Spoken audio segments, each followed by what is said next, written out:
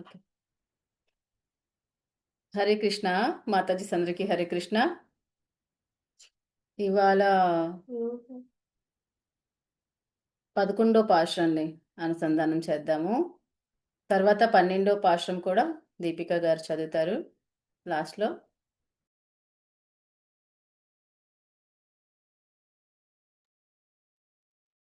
Okay okay Mataji అందరికి హరే కృష్ణ. స్క్రీన్లో కనిపిస్తుంది కదా? శ్రీయాండాల్ దివ్య తిరువడగలై శరణం. నీలాతుంగస్థనిగిరితటీ సుప్తముద్బోధ్య కృష్ణం పారార్థ్యం స్వం శృతి సదశిరసిద్ధం అధ్యాపయంతి. శోచిష్ఠాయాం శృజి నిగలితం యా బలాత్కృత్య భుంక్తే గోదా తస్యై నమైదమిదం భూయ ఏవాస్తు భూయః. அன்னவயல் புதவே ஆண்டாளரங்கற்கு பன்னு திருப்பாவே பழபதியம் இன்னிசையால் பாடி கொடுத்தாள் நற்பாமாலே பூமாலே சொடு கொடுத்தாலே சொல்லு சூடி கொடுத்த சுடுகோடியே தொல்பாவே பாடியருள்வள் பல்வலிலாய నాడిని వెంగడవరక్కన్నే విధి ఎన్నరెమ్మాతం నాగ కడవావనమేనలకు కర్కటే పూర్వ ఫల్గున్యాం తులసీ కాననోద్భవాం పాండే విశ్వంభరా గోదా వందే శ్రీరంగనాయకీం. మంగళాశాసన పరహే మదాచార్య పురోగమే సర్వేశ్చ పూర్వేరాచార్యాः సత్కృత్యాస్తు మంగళం. శ్రీ గోపీ వేషధరాయ నమః.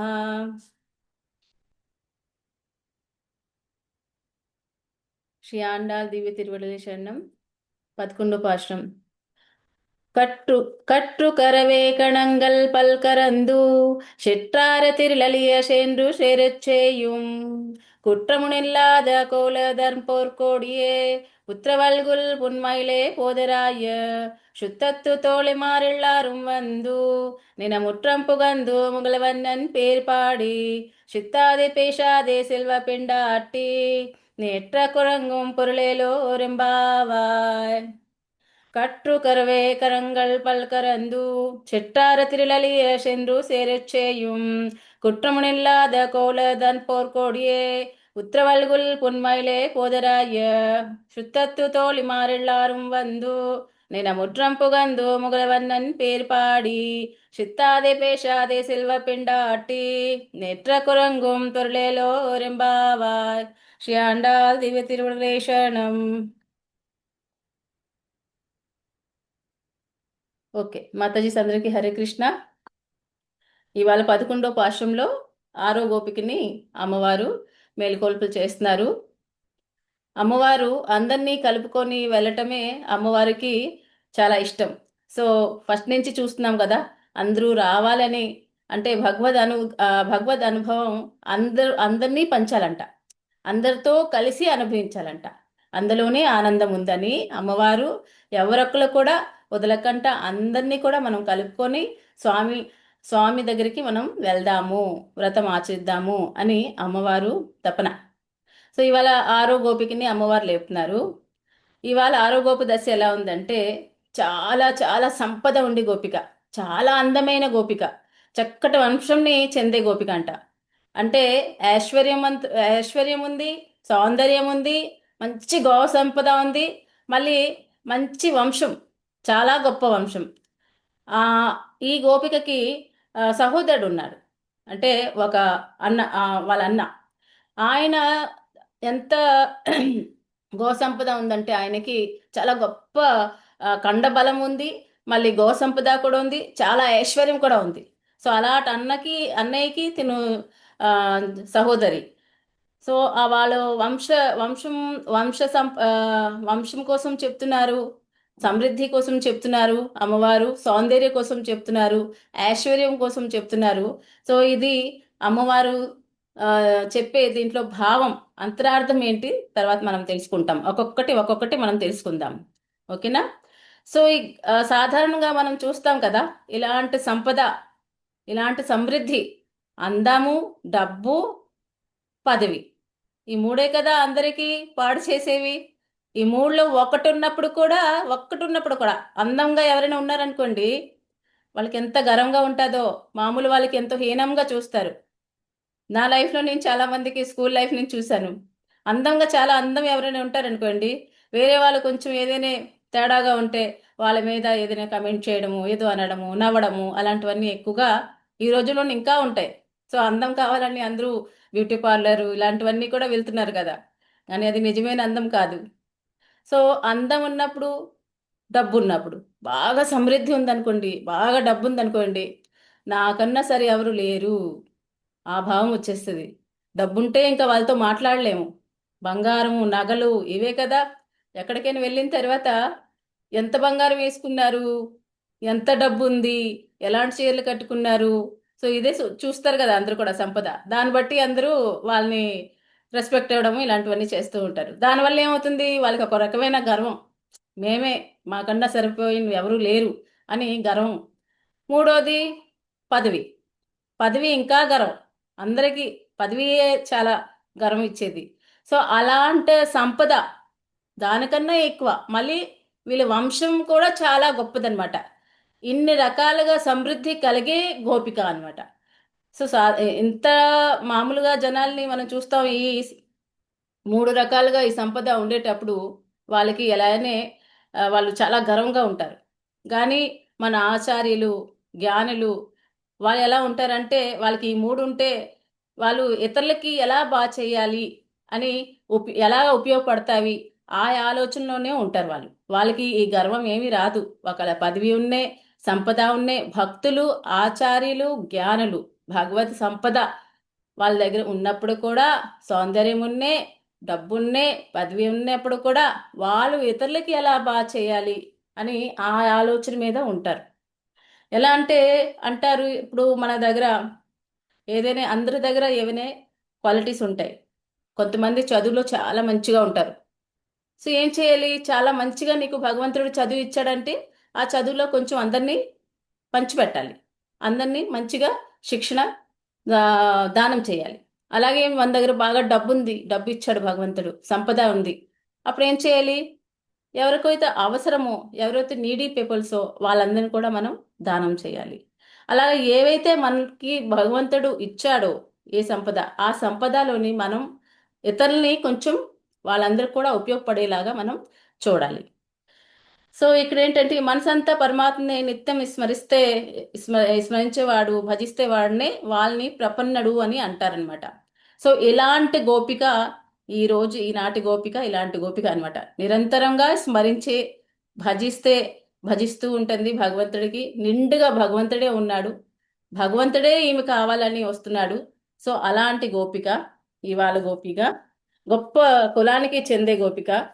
ఇప్పుడు సాధారణంగా మనం ఏం చూస్తామంటే, ఇవాళ బయట ఉండే గోపికలు అందరూ కూడా అమ్మవారు కూడా చాలా పొగుడుతూ మేలుకొలుపులు చేస్తున్నారు. అంటే తన అందానికి ఇవాళంతా కావ్యం అంతా శృంగార రసంలో కావ్యం. ఇవాళ శృంగార రసం అంటే ఏదైనా కావ్యంలో ఆడవాళ్ళకి పొగుడుతూ రాస్తారే, అది శృంగార రసంతో కవిత్వం అంటారు. సో అలాంటి కవిత్వం ఇవాళ చాలా అందానికి పొగుడుతూ గోపికలు లేపుతున్నారు. అలాంటిది అంటే ఒక స్త్రీకి చూసి వేరే స్త్రీ ఎప్పుడూ పొగడదంట, ఎంత అందం ఉన్నప్పుడు కూడా. అంటే ఒక పురుషుడైనా వేరే పురుషుడికి అందానికి చూసి పొగడడంట. అలాంటిది సాధారణంగా స్త్రీ సౌందర్యము పురుషులకి వశీకరణకి ఉపయోగపడుతుంది అని అంటారు. పురుషుల్లో కూడా ఉత్తమ పురుషుడు శ్రీకృష్ణుడు అందమైన వాడు. అలాంటి శ్రీకృష్ణుడు పరమాత్ముడే, ఆయనే ఏమికి వశింపు ఉన్నాడంట, వశింపు చేసే వశింపు ఏమికి వశంలో ఉన్నాడంట. సో అలాంటి గొప్ప సౌందర్యంతో ఉండే గోపిక. సో దీని అంతరార్థం ఏంటంటే, దేవుడికి వశింపు ఎలా చేయగలము, రెండే రెండు, భక్తి, ప్రేమతో. రాధమ్మ తల్లి, యశోదమ్మ తల్లి దేంతో కట్టారు భగవంతుడికి, భక్తిని ప్రేమతోనే కదా భగవంతుని కట్టారు. సో అలాగా ఇక్కడ దీంట్లో అంతరార్థం ఏంటంటే, తన ఎంత సౌందర్యం కలిగే ఆమెంటే భగవంతుడే తనకి వశింప చేసి ఉన్నాడంటే, ఆ అంటే తన భక్తి ప్రేమ ఎంత హై స్టేజ్లో ఉందంటే తను కృష్ణుడే ఈమె కావాలనుకుంటున్నాడంట. సో ధ్యాన దశంలో ఉండే ఈ వేళ గోపిక పైగా చాలా సంపదతో ఉంది, సమృద్ధి చెందే గోపిక. ఎంత సంపద ఉందంటే వాళ్ళకే తెలీదు. గో సంపద చాలా ఎక్కువ గో సంపద ఉంది. సో వాళ్ళకే తెలీదు అలాంటి సంపద. సో భక్తులకి సంపద ఏంటి? సంపద ఇక్కడ గో సంపద కోసం చెప్తున్నారు.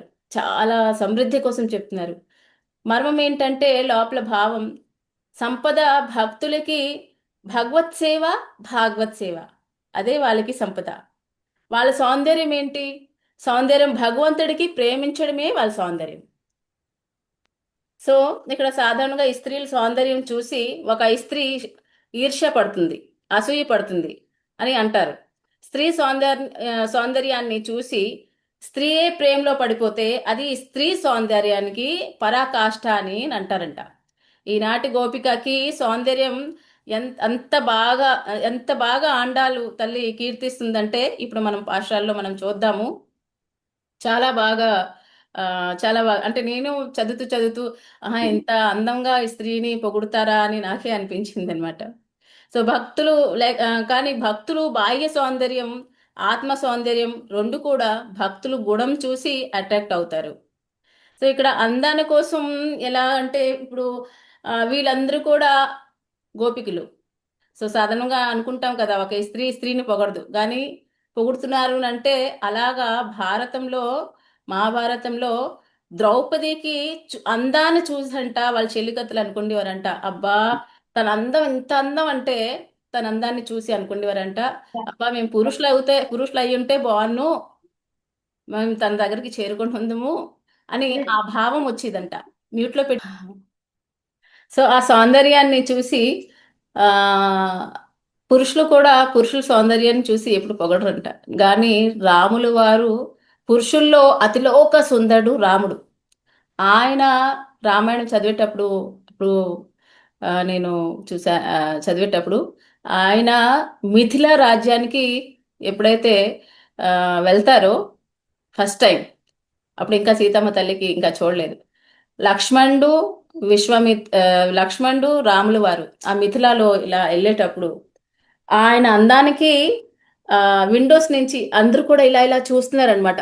ఒక్కొక్క గోపీలు ఒక్కొక్క వాళ్ళందరూ కూడా చూసి ఒక్కొక్కరు అలా అనుకుంటున్నారంట. అబ్బాయి అంత సీతమ్మ తల్లి ఎంత అదృష్టము, ఇంత అందమైన వాడు అంటే ఆయన అందాన్ని చూసి ఒక్కొక్కరు పడిపోయేవారంట.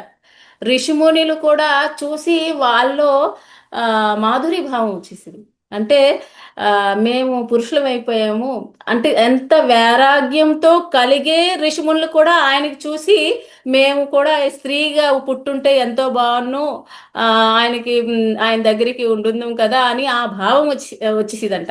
సో ఆయన అందానికి చూసి ఆయన పాదాలు తాకేటప్పుడు వాళ్ళు ఆయన్ని మంగళాశాసనం ఏమని చేసేవారంటే రామా నీకు ఆ దిష్టి తగలకూడదు, నీకు ఎవరి దిష్టి కూడా, నీ అందానికి ఎవరి దిష్టి కూడా తగలకూడదు అని మంగళాశాసనం చేసేవారంట. అంత అందం. సో అలాగా అంత అందం. సో వీళ్ళందరూ కూడా పొగిడేలాగా అందం. అలాంటిది ఇవాళ గోపిక అంత అందం అనమాట. సో అందరూ పొగిడేలాగా. పైగా వాళ్ళ ఊర్లో చుట్టంతా కూడా ఈమంటే చాలా ఇష్టం అంట. చాలా ఇష్టం. బంధువులందరూ కూడా ఈవిడంటే చాలా ఇష్టపడతారంట. ఈవిడ దగ్గర ముందుట్లో వచ్చి నిల్చొని ఉంటారంట. సో ఇక్కడ ఈ పాశ్రంలో ప్రకృతి సౌందర్యాన్ని వర్ణిస్తూ గొప్ప ఆ, ఈ ఈ గోపబాలిక సౌందర్యాన్ని కూడా వర్ణింపు చేస్తున్నారు అమ్మవారు. సో సినిమాలో సౌందర్యాన్ని చూపిస్తారు, ఓ పిచ్చి పిచ్చి పాటలు ఉంటాయి కదా, అలాగా కాదు. ఇవి శృంగార రసంతో కవిత్వం. కానీ ఈ కవిత్వంకి వాల్యూ ఎందుకు పెరిగిందంటే దీంట్లో భగవత్ సంబంధం కలిగి ఉంది కాబట్టి ఈ ఈ రసం చాలా చాలా పవిత్రమైన కవిత్వం. సో ఇక్కడ బయట శృంగార రసంలో కవిత్వం, లోపలేమో భగవత్ తత్వాన్ని నిరూపిస్తుంది అమ్మవారు. సో పాశ్రంలో ఎంటర్ అవుదాము. ఇంకా ఈనాటి గోపి బాలికకి బోళ్ళని పశు సంపద ఉందంట. ఈ గోపికకి ఉండే గుణాలు సౌందర్యం, బలము, మంచి బలమైంది సంపద ఉంది, వంశం చాలా మంచి గొప్ప వంశం. సో అలాగా కీర్తిస్తూ మేలుకొల్పులు చేస్తున్నారు. కట్టు కరవి కణంగల్ పల్కరందు అంటే పాలు ఇచ్చేవి నేత ఆవులంట. నేత ఆవులంటే బాగా చిన్న వయసులో యంగ్ ఏజ్లో ఉండే అవి ఎప్పుడు కూడా నేతగానే ఉంటాయంట. అలాంటి ఆవులు ఆవులు ఎక్కువ దూడలా కనిపించాయంట. అంటే ఏవో పెద్దగా ఇలాగా ఊలిపోయి అలా కాదు, మంచి యంగగా ఉండి నేత ఆవుల్లాగా, దూడలు చిన్న దూడల్లాగా కనిపించే అలాంటి ఆవులు అన్నీ కూడా, అన్నీ. ఇంత గో సంపద ఉంది కదా ఆ ఆవులన్నీ కూడా. సో కణంగల్ అంటే ఆవులు గుంపు గుంపులో ఆ వచ్చి ఉన్నాయంట. సో ఎంత ఉన్నాయంటే వాళ్ళకి అసలు పశు సంపద ఎంత ఉంది తెలీదు. పల్కరందు అంటే ఒక బా గోప గోప బాలకుడు. ఆయన ఎలాంటి వాడంటే ఆయనకి కండబలం చాలా ఎక్కువ ఉంది. అలాంటి కండబలం వాళ్ళు పాలు పితికేవాడంట. ఎందుకంటే అప్పుడు మిషన్లు లేవు కదా. ఇప్పుడైతే మనకి మిషన్లు పెట్టేసి లాగేసి, పాపం ఆ గోవులు పరిస్థితి ఎలా ఉందంటే అలా ఉంది. అంటే పాలు తీయాలంటే మిషన్ పెట్టి లాగేస్తున్నారు. పిల్లలు పుట్టాలంటే ఇంజక్షన్లు వేసేస్తున్నారు. ఆ బయట పరిస్థితి చూస్తున్నాం కదా, డస్ట్బిన్ దగ్గరికి వెళ్ళి ఆ కాగితాలు ఇవి ఎంగుళ్ళు అన్నీ తినేస్తున్నాయి.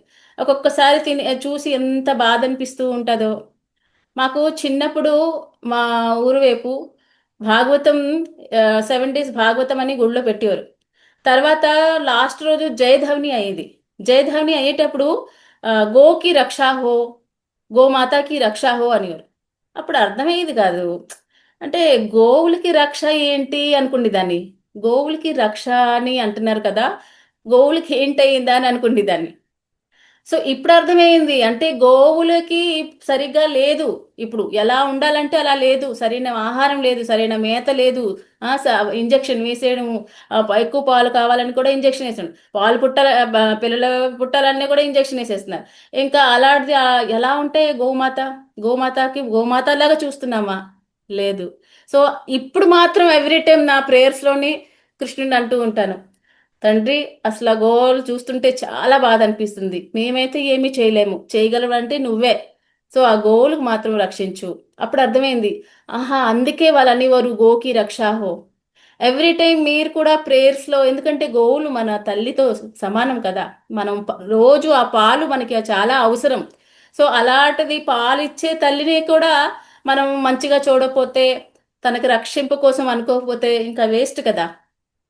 సో రోజు మీ ప్రేయర్స్లోని గోవుల కోసం కూడా చెప్పండి, గోకి రక్షాహో, హమేషా గోమాతకి రక్షాహో. ఇక్కడ అమ్మవారి చెప్పే గోవుల కోసం చెప్తే అసలు ఇలాంటి గోవులే లేవు ఇప్పుడు మనకి, లేవే లేవు. సో ఇప్పుడు పాశ్వానికి వచ్చేస్తున్నాము. అంటే ఇక్కడ గోప బాలకుడు పాలు పితికేవాడు. ఎంత కండబలం ఉందంటే ఇవి ఆ మంచిగా పాలు పితికేవాడు అనమాట. సో అలాంటి పాలు పితికే కండబలం ఎక్కువగా ఉండాలి. అందుకే ఒక్క నిమిషం, ఎక్కడో ఇది అయ్యాను. మళ్ళీ కండబలం ఉంది.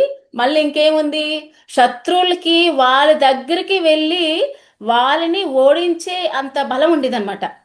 ఇక్కడ తాత్పర్యం ఏంటంటే, పాలు పితటకి బాగా బలమైన కండలు ఉండేవి. ఇంకొక విషయం ఏం చెప్పారంటే, గుణాల కోసం, వాళ్ళ వంశం కోసం. ఎలాంటి వంశం అంటే, శత్రువుల్ని కూడా వాళ్ళ దగ్గరికి వెళ్ళి వాళ్ళని ఓడించే అంత గొప్ప కండబలం ఉండేదంట. సో ఇక్కడ అంటే ఒక సింహము గుహలో ఉందనుకోండి, ఆ సింహాన్ని చంపాలంటే ఆ గుహలో వెళ్ళి సింహంని బయటికి తెచ్చి అప్పుడు ఆ సింహంని చంపడం, అలాంటి దానికి కండబలం అని అంటారనమాట. అలాంటిది ఎవరు? శ్రీకృష్ణుడు ఆనాటి ఏం చేశాడు? మథుర వెళ్ళి కంసుడు గృహలో ఉండి, ఆయన గృహలో నుంచే కంసుని బయటికి తెచ్చి ఏం చేశాడు? సంహరించాడు. సో అలాంటి గొప్ప వంశంలో ఈమె అని చెప్తున్నారు. అంటే ఏ వంశము? గొల్ల వంశము. అర్థమైందా? ఇక్కడ ఆ మాట అన్నారు అమ్మవారు. గాని ఆనాటి శ్రీకృష్ణుడు కంసుడిని చంపేది వాళ్ళ గృహలో, తన గృహలో, ఆ కంసుడు గృహలో వెళ్ళి తనకు బయటికి తెచ్చి సంహరించాడు.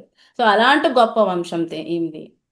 సో అనేకమైన ఆవుల సంపద ఉంది. తర్వాత అమ్మవారు ఏం చెప్తున్నారంటే, అనేకమైన ఆవుల సంపద అంటే శాస్త్రాలు, శాస్త్ర జ్ఞానము ఆవులతో పోలుస్తారు, ఆవుల సంపదతో పోలుస్తారు.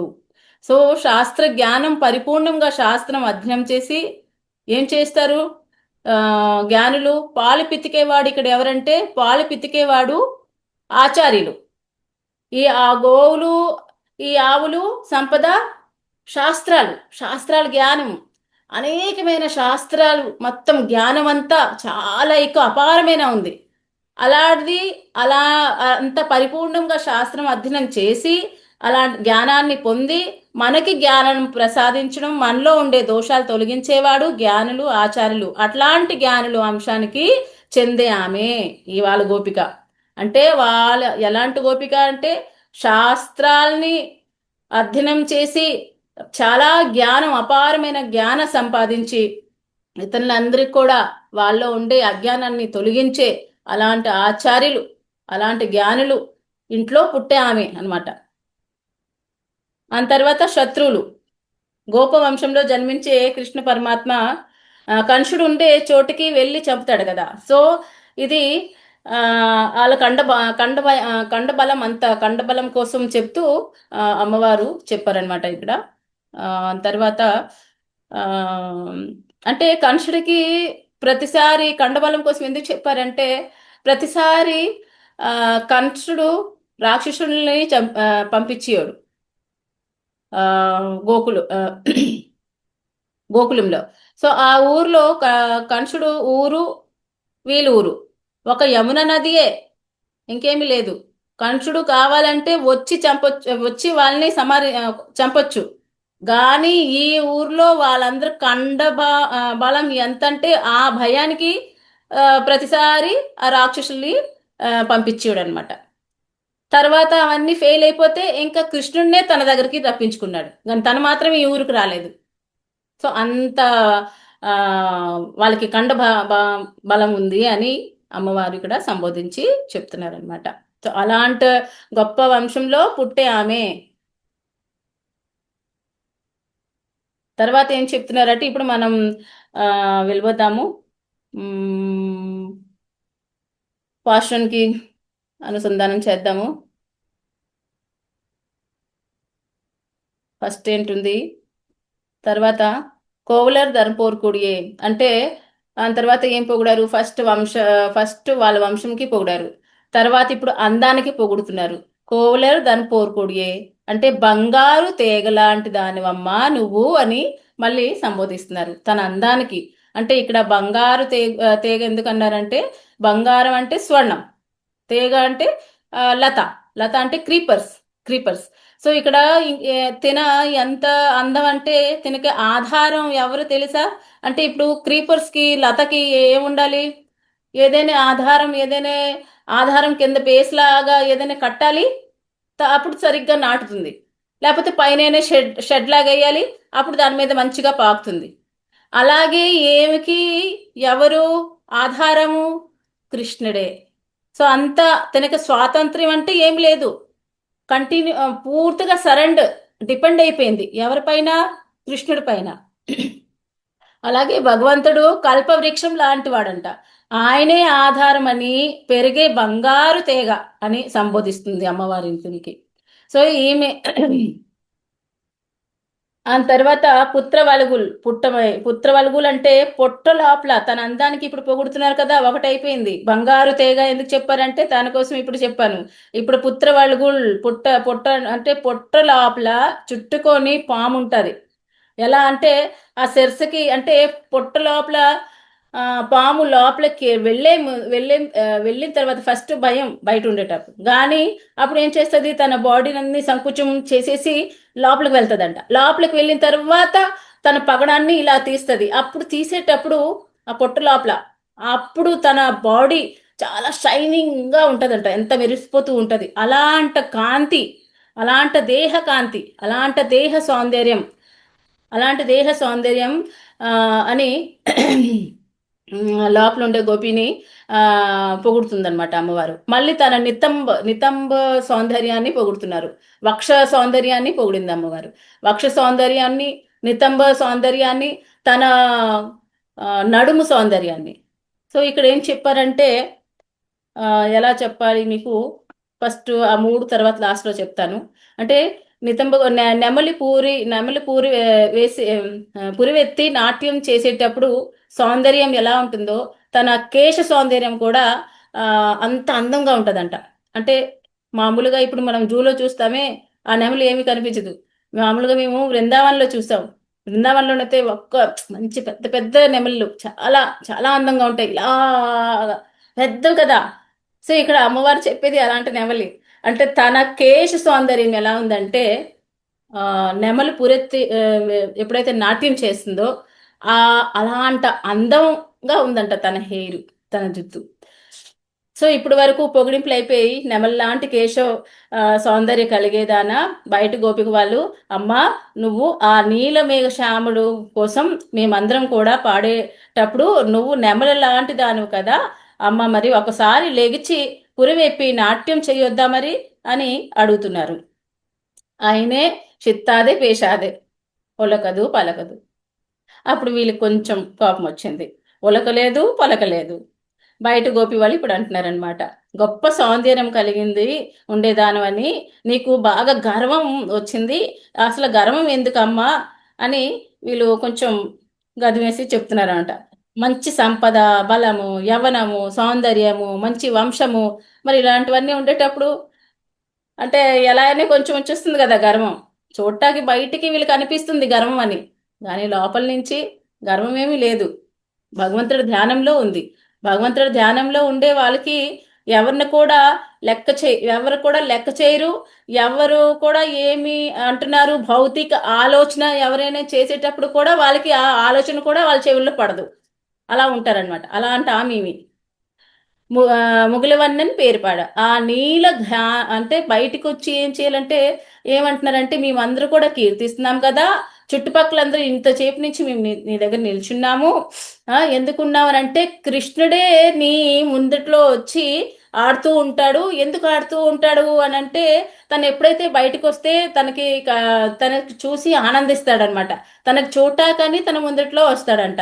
అలాంటిది నువ్వు కూడా కృష్ణుడు అనుగ్రహాన్ని పొందావు కాబట్టి మాకు కృష్ణుడు అనుగ్రహం కాదు, నీ అనుగ్రహమే కావాలి. నీ అనుగ్రహం ఉంటేనే అప్పుడే మాకు కృష్ణుడు అనుగ్రహం దొరుకుతుంది.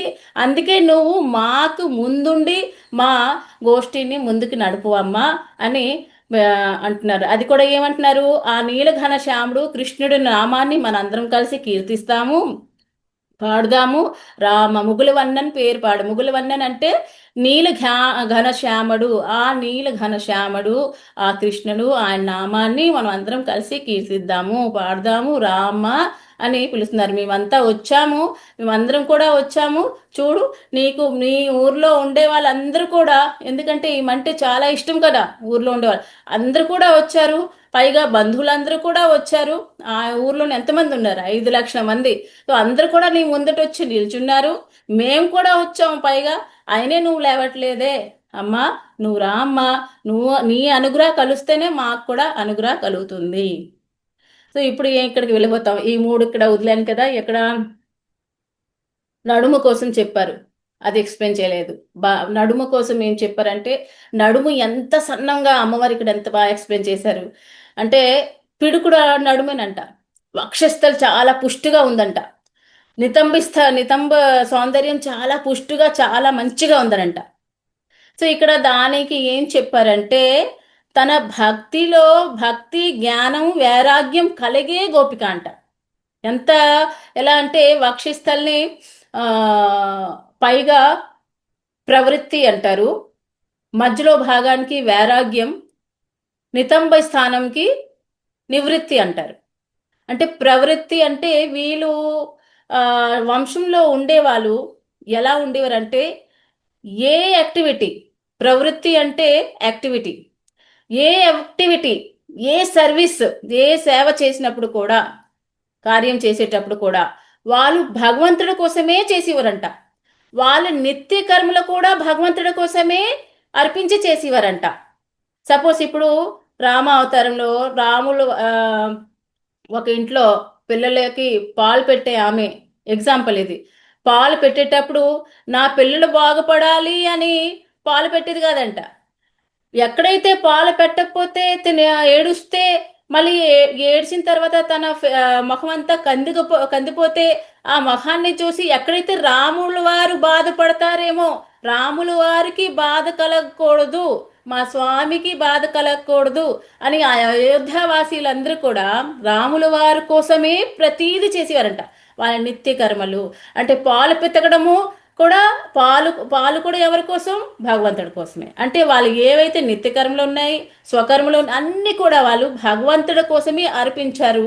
సో అది దాన్ని నివృత్తి అని అంటారు. అంటే అలాంటి కర్మకి ఎప్పుడు కర్మబంధన అయితే ఎప్పుడు తగలదు. ఆ, మనం అందరం ఏం చేస్తాము? మన ఇంద్రియాల కోసం, మన ఇంద్రియాలకి ఆనంద పరిష్ట కోసమే కదా మన కర్మలన్నీ చేస్తాము. దానివల్ల ఏం చేస్తున్నాం? మళ్ళీ మనం ఈ జన్మ మృత్యు జర వ్యాధి ఈ భూలోకంలో వచ్చి పడుతున్నాం. కానీ వాళ్ళందరూ చేసేది భగవంతుడి కోసం చేస్తారు. సో అందుకే వాళ్ళకి ఏ కర్మ కూడా అంటుకోదు. దాన్ని నివృత్తి అని అంటారు.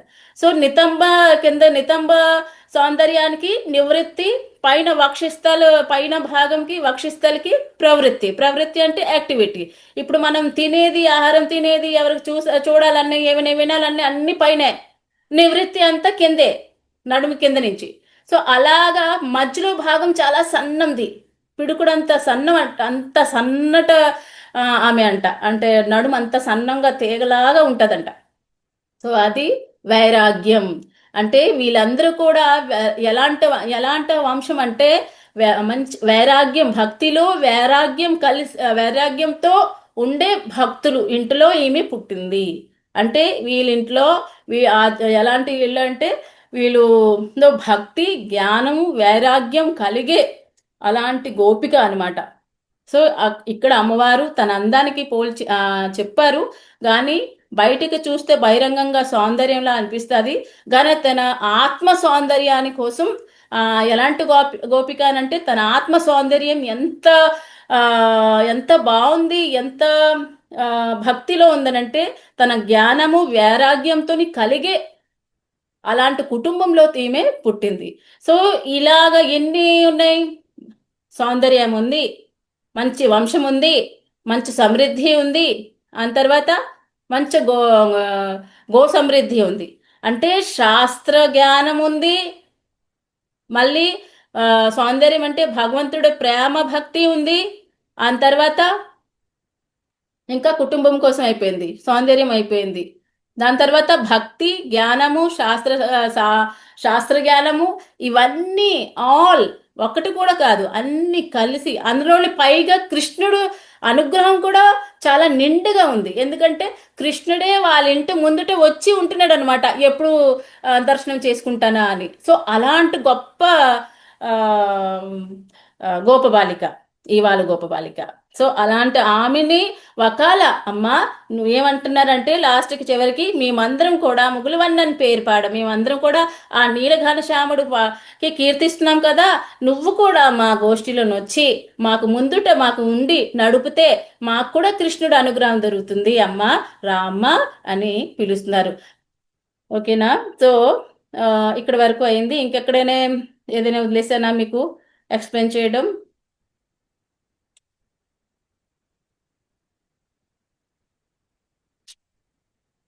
ఓకే.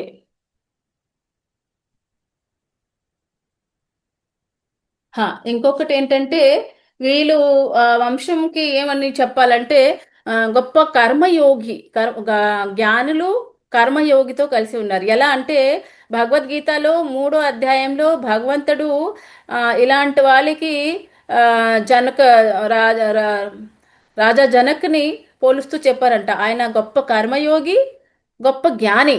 సో అలాంటి ఆమె అంట ఇవాళ గోపిక, లోపలుండే గోపిక. సో ఇలాంటి గోపిక మన గోష్ఠిలో కూడా ఉంటా. చాలా మంచిగా మేము కూడా భగవంతుడు, మాకు కూడా భగవంతుడు అనుగ్రహం కలుగుతుందని అమ్మవారు తనకి గోష్ఠిలో కలుపుకున్నారు. ఇంకా వీళ్ళందరూ కూడా కలిసి ఇప్పుడు 7వ గోపికని మేలుకొల్పులు చేయటానికి బయలుదేరారు. ఇప్పుడు దీపికా మాతాజీ మనకి 12వ పాఠాన్ని చదివి ఆ తర్వాత మేలుకొల్పులు 7వ గోపికని మేలుకొల్పులు చేస్తారు. ఓకేనా? హరే కృష్ణ. హరే కృష్ణ మాతాజీ. నేను స్క్రీన్ షేర్ చేస్తాను. హరే కృష్ణ మాతాజీ, దీపికా మాతాజీ స్టార్ట్ చేయండి. ఓకే మాతాజీ. ஸ்ரீ ஆண்டாள் திவ்ய திருவடிகளே சரணம், எம்பெருமான் திருவடிகளே శరణం. జై శ్రీమన్నారాయణ. హరే కృష్ణ.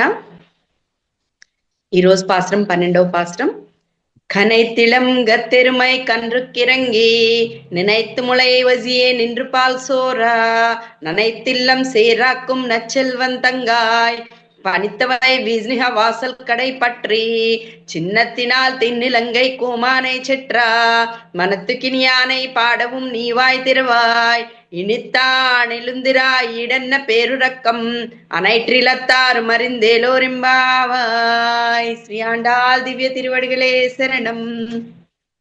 ఈరోజు 12వ పాసరంలోకి వచ్చేసాము. అయితే ఇందాక మాతాజీ చెప్పినట్టు 10 మంది గోపికలు నిద్ర లేపేటటువంటి ఈ వ్రతంలో ఈ రోజు 7వ గోప బాలికను నిద్ర లేపుతున్నారు. ఈ సన్నివేశాన్ని మనం 12వ పాసరంలో అనుసంధానం చేసుకుంటున్నాం. అయితే 10 మంది గోపికలు లేపడం అనేది ఒక అందమైన ప్రక్రియ. దాంతో పాటు కొన్ని విశేషాల్ని ఆండాల్ తల్లి తెలియజేస్తుంది. ఏదైనా మంచిని పొందాలంటే 10గురితో పొందండి తప్ప కేవలం నా చిన్నారి బొజ్జకు శ్రీరామ రక్ష అన్నట్లు నాకేదే దొరికితే చాలు అనే పోకడ పనికిరాదట. అయితే శ్రీకృష్ణుడి యొక్క సేవా భాగ్యాన్ని అందరితో కలిసి పొందాలి అనేది ఆండాల్ యొక్క ఉదార మనస్తత్వం. మనం ఎలాంటి వాళ్ళతో నడిస్తే అలాంటి వారి మనసులాగే మన మనసు కూడా వికసిస్తుంది. అలాంటి వికాసం కలిగిన 10 దశల యొక్క స్థితిని అంటే ఆళ్వార్లు ఎవరైతే ఉన్నారో 10 మంది గోపికలుగా చెప్తున్నారు కదా, మనకి దీనిలో మర్మం ఇదనమాట. వాళ్ళ యొక్క స్థితిని నిద్ర లేపటం వ్యాజం చేత అంటే సాకు చేత మనకి తెలియచేస్తున్నారు. జ్ఞానాన్ని సంపాదించాలంటే ముందు వినాలి. వినంగానే మనకు అన్ని తెలుస్తాయా? మనకు అన్ని తెలియవు కదా. అలాగే తెలియకపోయినా విన్నది అనాలి. అంటూ ఉంటే దాని గురించి తెలుస్తుంది. అలా మననం చేస్తూ ఉండాలన్నమాట. అయితే ఈ గోపిక యొక్క కుటుంబం కూడా చాలా గొప్పదండి. ఎటువంటిదంటే పూర్తిగా భగవంతుని సేవలో మునిగిపోయినటువంటి కుటుంబం. వీరికి కూడా గో సంపద లక్షల సంఖ్యలో ఉందట. చాలా చాలా లక్షల సంఖ్యలో ఉందట. కట్టివేయబడినటువంటి గోవులు విప్పడానికి కూడా తీరిక లేనటువంటి వీరి వల్ల దూడలు ఎప్పుడు విప్పితే అప్పుడు పాలు తాగుదామని ఎదురు చూస్తున్నాయట. అంటే వీళ్ళకి వదిలేయాలని కాదు, అసలు వీళ్ళకి తీరిక లేదు, భగవంతుడి సేవలో ఉండిపోయి అనమాట. అప్పుడు పాలు తాగుదామని ఎదురు చూస్తున్నాయి కదా గోవులేమో పాలు చేపుకొచ్చేసాయి.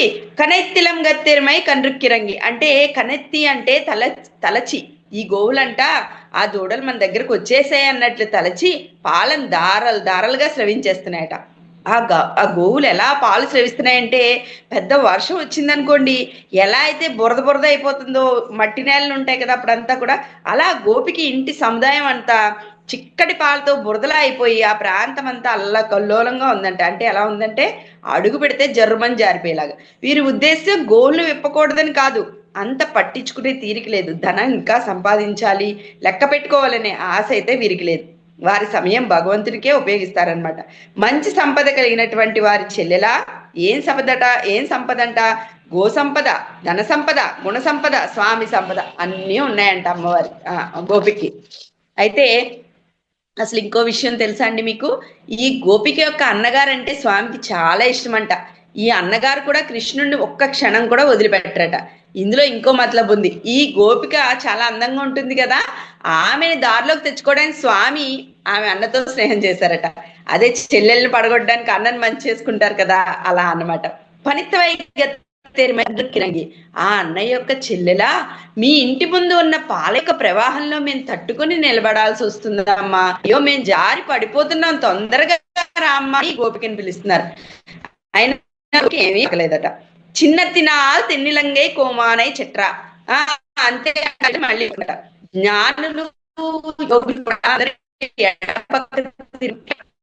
మళ్ళీ కూడా చూడండి, పెద్దవాళ్ళు చెప్తూ ఉంటారు